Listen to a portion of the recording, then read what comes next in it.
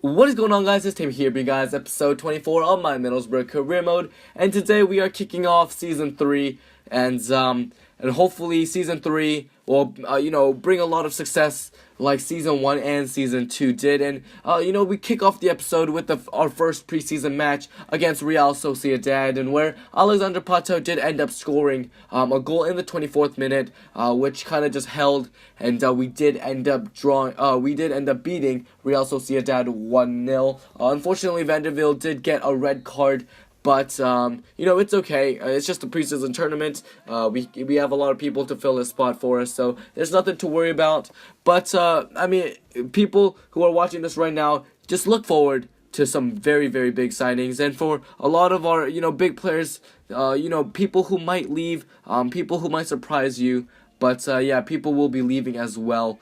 But here, you guys can see Kurt Zuma, a great youngster from Chelsea, valued at $31 million, but we put an offer for $25 million, and fortunately for us, Chelsea did accept. I went online quickly, checked what Kurt Zuma's potential was, and his potential is at around an 87 to an 88, which definitely makes me happy, and so I did end up signing him. And I think that's a very fair price to pay for such a great young player, and he's definitely going to be a great replacement for that empty spot that Jans Vertonghen left as he left for Arsenal. But here, you guys can see that we played our second preseason game against Lokomotiv. It was an away game, but we were still hoping to be able to power through and get all 3 points, to get into that knockout stage. Because if you guys haven't watched season 2, in our season 2 preseason tournament, I believe we didn't even make it out of the group stage, which was quite sad, and I was very, very disappointed in our team last year. But here, you guys can see that we do end up tying them 1-1. Bentaleb scores along with Kasiv, and we do end up drawing them, which is a little unfortunate, but I'll take it nonetheless. But we did end up playing a great AS Monaco team as our third and final match in the group stage, and I was a little scared, but fortunately for us, Boateng does score in the 22nd minute, and Dinga gets a red card. But then, right after that, John Stones gets a red card, and then Alexander Pato scores for us. I don't know why Stones was stupid enough to get a red card. We had a one-man advantage, but we kind of lost that as John Stones did get that red card. But you guys can see, that was no problem. We were able to pull out the victory and get all 3 points as we moved on into the knockout stages of the European International Cup. And in the semifinals, we did end up finding ourselves playing against Zenit, a very, very good Russian team, and I was surprised that Hulk was not playing.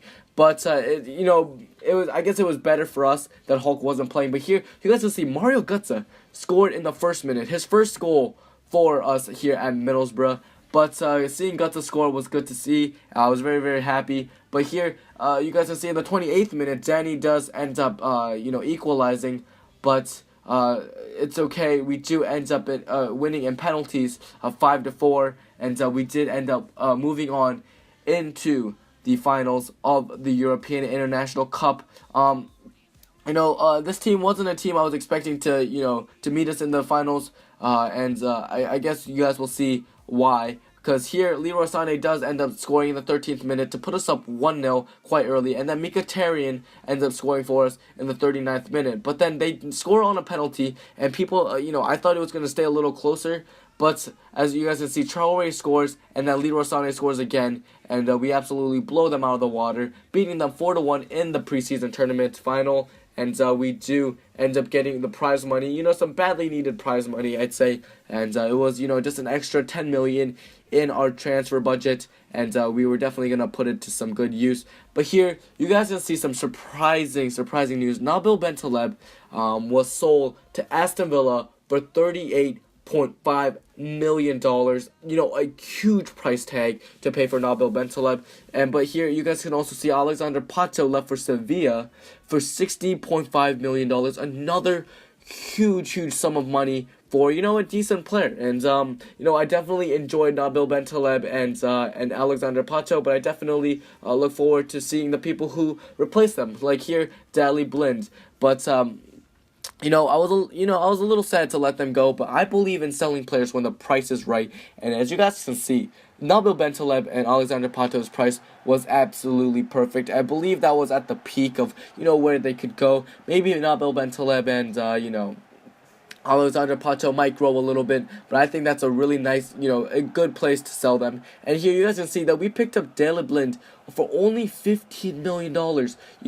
Less than half of what Bentaleb sold for, and so Daley Blind definitely made a great replacement for Nabil Bentaleb. And the good thing with Daley Blind is he can play in the center back position along with the outside back positions as well. And so Daley Blind is definitely spread out everywhere, and I definitely like that characteristic about him, and that is why we did end up signing him. And so far in this episode, we've made two big signings, Kurt Zouma and Daley Blind, and hopefully we do end up signing some more good players. But here you guys can see the lineup for Manchester City. A team that came in second in the league last year, a team that we beat in the league, and then also a team that we beat in the FA Cup.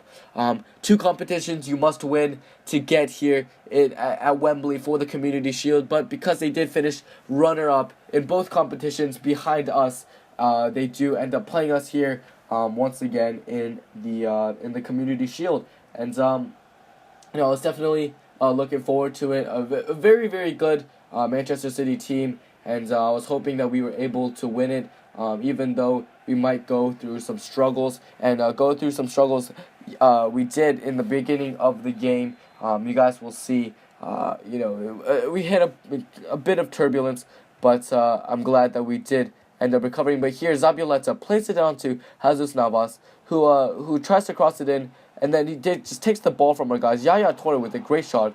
Alisson with a wonderful save. De Bruyne, just faking my guy out, and then just crosses it into Cavani, who puts it into the goal. Alisson thought, I guess Alisson thought that it was that Cavani was going to put it far post, but Cavani just puts it in near post. No chance for Alisson. It was just too fast, and it was unfortunate to see us go down 1-0 so early. And it definitely did scare us because, after that goal, I was expecting our team morale to go down, but fortunately for us, our guys kept their heads up. Here you guys can see Yaya Toure gets the ball back, but Nkulu does well. And then here Mkhitaryan gets the ball back, sends it up to Mario Götze, who sees Anthony Martial. What a ball in through onto Anthony Martial, who gets the ball back from Zabioleta and just puts it into the goal. Like, it was such a weird finish, but fortunately for us, we do end up, tying the game. Anthony Martial did very, very well right there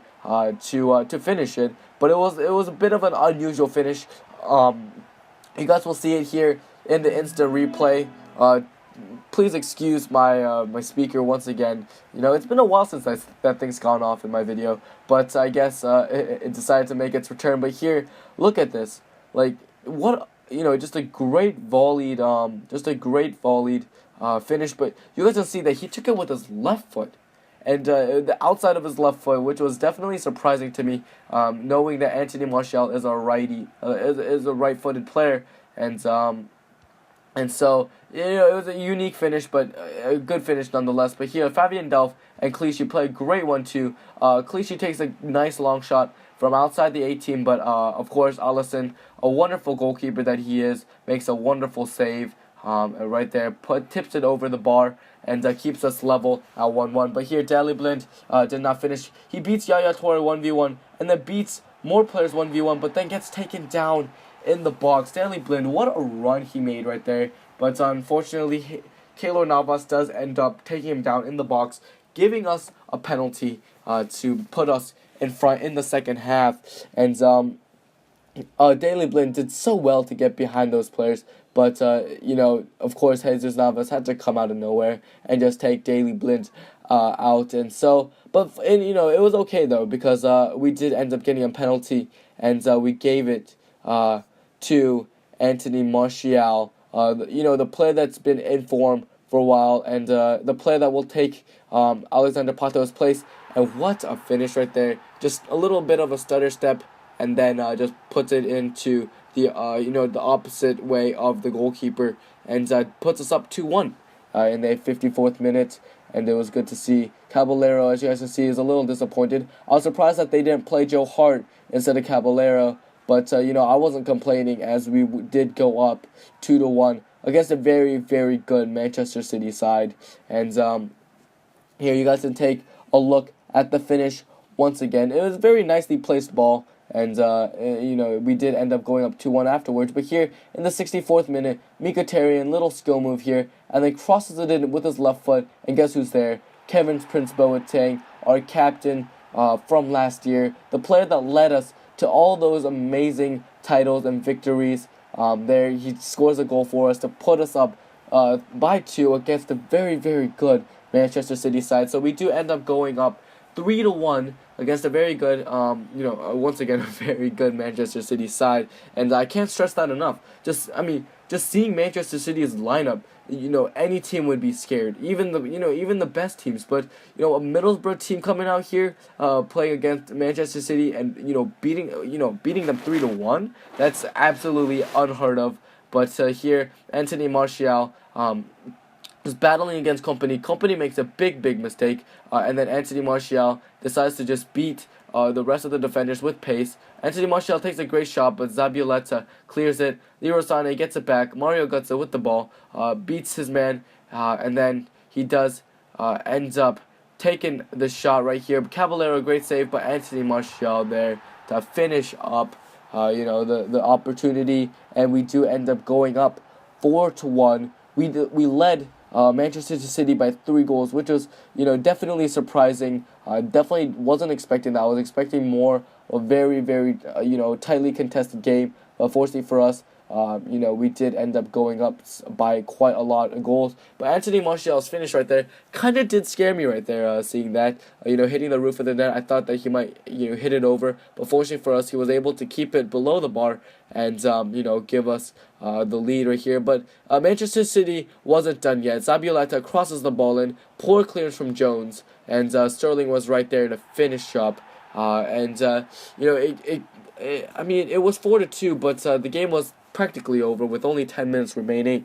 But I guess it was just a good consolation goal for Manchester City and their fans. I was a little disappointed by the poor clearance from John Stones right there, leading right to their players and leading right to Raheem Sterling scoring for them, as you guys can see right there.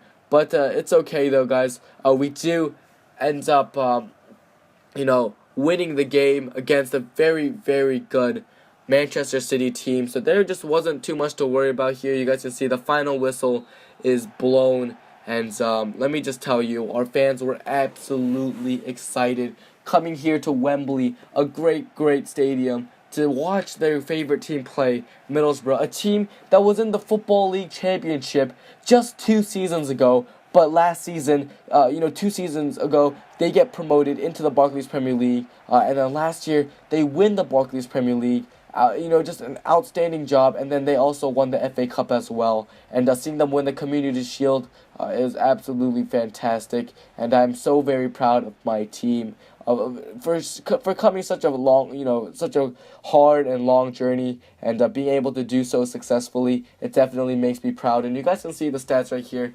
Definitely Manchester City did dominate on that possession side, but we were definitely more clinical on our finishes, and that is what what makes everything different. But here, you guys can see in that top right corner, the footage did kind of get a little corrupted, but we did end up signing Lucas. I believe we signed him for around $40 to $50 million. A big price tag to pay for a player, but Lucas is definitely worth it. A great Welsh player that he played on our international team, and I believe he is a glitched player because his potential is only supposed to be around a 60, but right now he's at an 84 and he's still growing. He's a solid player. He's a glitched player nonetheless, but he's still a really, really good player, and so I'm definitely going to be using him. And so hopefully you guys are going to be looking forward to that in the next episode. If you guys did like it, please like this video. Please drop a like and subscribe if you're new, and I'll see you guys later. Peace out.